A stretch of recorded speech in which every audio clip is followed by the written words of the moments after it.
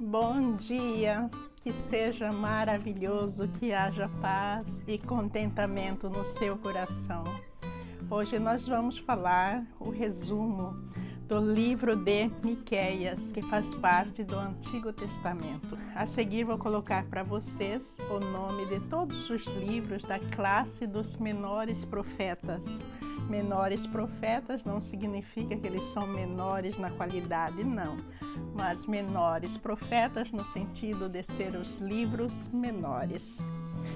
Este livro de Miqueias vai falar sobre o julgamento de Deus sobre Israel e Judá. Veja que é uma época em que Israel e Judá eram dois reinos separados. Na parte de cima estava Israel e na parte de baixo Judá, e Miqueias vivia em Judá.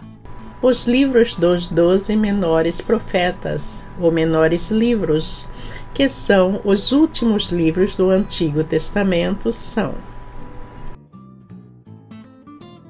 Oséias, Joel, Amós, Obadias, Jonas, Miqueias, Naum, Abacuque, Sofonias, Ageu, Zacarias e Malaquias.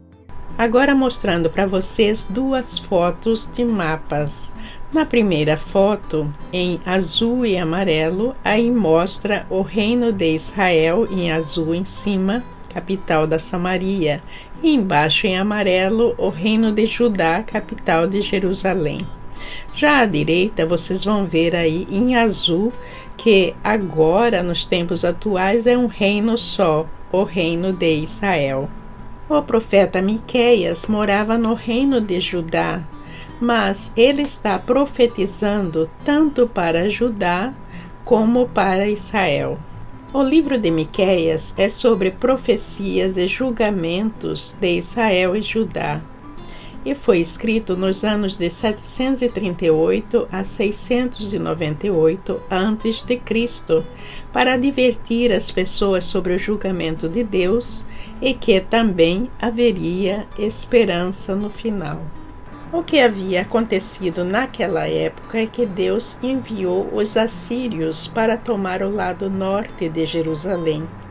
E em seguida, a Babilônia também invadiu Jerusalém, levando os israelitas para o cativeiro.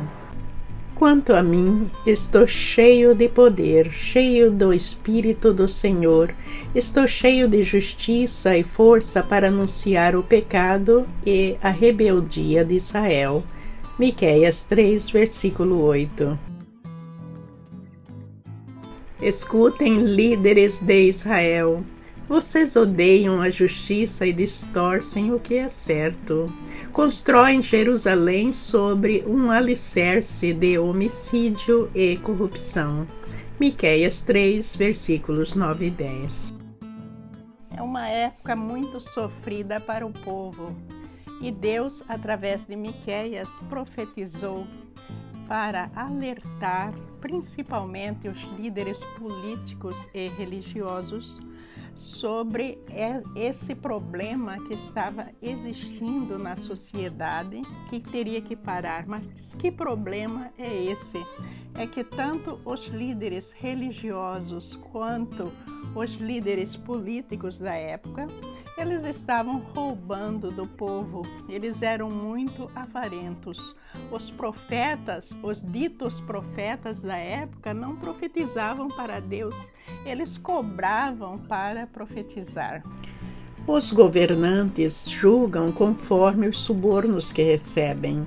Os sacerdotes cobram para ensinar a lei. Os profetas só profetizam quando são pagos. E, no entanto, todos afirmam depender do Senhor. Dizem, nenhum mal nos acontecerá, pois o Senhor está em nosso meio. Miqueias 3, versículo 11. E eles pregavam que nenhum mal aconteceria com eles porque eles estavam com Deus. Não é isso que a gente vê até hoje? Hoje em dia nós não temos os profetas, mas é um linguajar popular que diz Deus está no comando. Olha, gente, uma coisa que me intriga muito é que Deus não comanda pecadores. Veja bem, quando nós olhamos na figura, no caráter de Deus, no que diz respeito a comandar toda a sua criação, todo o universo, veja que a Terra é uma mínima parte em tudo isso. Então, realmente, Deus está no comando. Existe uma parte da Bíblia em que diz lá que Deus vai à frente do povo. Mas que parte é essa? É a parte em que Deus estava trazendo os israelitas até a terra prometida. Depois que os israelitas se situaram lá, claramente Deus ficou por trás deles. Por quê? Porque aí o livre-arbítrio das pessoas começa a ter fundamental importância para Deus.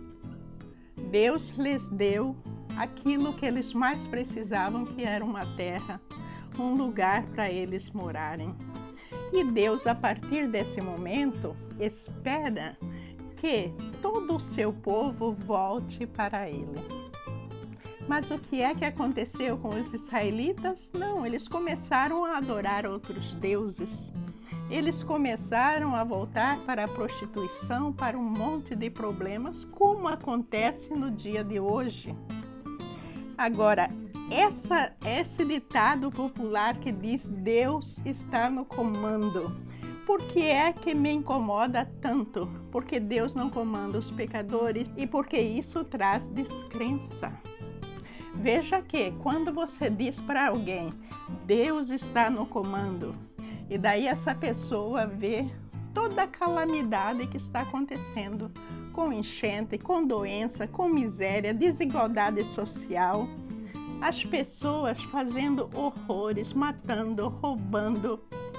Como é que Deus pode estar no comando? Que Deus é esse, gente? Então, isso é um ditado diabólico que leva muitos à descrença, porque as pessoas vão pensar, espera aí, que comando é esse de Deus, o Todo-Poderoso, que deixa tudo isso acontecer? Então, nós temos que aprender a Bíblia corretamente e dizer as coisas corretamente. E o que é correto de tudo isso? Arrependa dos seus pecados, entregue a sua vida ao Senhor. Siga a Jesus, Ele é o nosso Salvador, ninguém mais. E é isso, a principal coisa que todos nós deveremos pregar e estar distantes das obras satânicas que vive em nosso meio. Assim diz o Senhor, vocês, falsos profetas, fazem meu povo se desviar. Prometem paz aos que lhe dão comida, mas anunciam guerra aos que não os alimentam. Miqueias 3, versículo 5. Veja que a ruína do templo e todos esses problemas que Israel e Judá estavam enfrentando, Deus disse não ser permanente. Miqueias também profetiza sobre a esperança para o povo. O Senhor será mediador entre povos e resolverá conflitos entre nações poderosas e distantes. Elas forjarão suas espadas para fazer arados e transformarão suas lanças em podadeiras. As nações já não lutarão entre si, nem treinarão mais para a guerra. Miqueias 4, versículo 3. A seguir, Deus, através de Miqueias, anuncia o nascimento de Jesus Cristo e o surgimento de uma nova Jerusalém, e que Jesus veio para restaurar o seu povo para Deus. Mas você, ó Belém Efrata, é apenas uma pequena vila entre todo o povo de Judá. E, no entanto, um governante de Israel, cujas origens são do passado distante, sairá de você em meu favor. Miqueias 5, versículo 2. O povo de Israel será entregue a seus inimigos, até que a mulher em trabalho de parto dê à luz. Por fim, seus compatriotas voltarão do exílio para sua própria terra. Miqueias 5, versículo 3. Vou colocar para vocês em seguida os exemplos de julgamentos, só alguns deles, de Deus, que falando através de Miqueias, novamente o julgamento sobre esse povo desobediente. Derrubarei seus muros e demolirei suas fortalezas. Acabarei com a prática da feitiçaria, e não haverá mais adivinhos. Miqueias 5, versículos 11 e 12. Derrubarei seus ídolos e suas colunas sagradas, para vocês nunca mais adorarem as obras de suas mãos. Acabarei com seus santuários e postes de Aserá, e destruirei suas cidades. Miqueias 5, versículos 13 e 14. Dos capítulos de 1 a 5, nós vimos sobre o julgamento e libertação de Israel e Judá. E agora, começando dos capítulos de 6 a 7, que vai falar sobre a confissão e restauração. Apesar de Deus estar sendo muito severo no seu julgamento, nós vamos ver que no final haverá uma esperança. E essa esperança vem com o dia do julgamento, o julgamento de Deus para nos libertar da presença satânica neste mundo. Haverá um dia, aí sim, que Deus vai vir para esse julgamento final, que Miqueias aqui está falando parte sobre isso.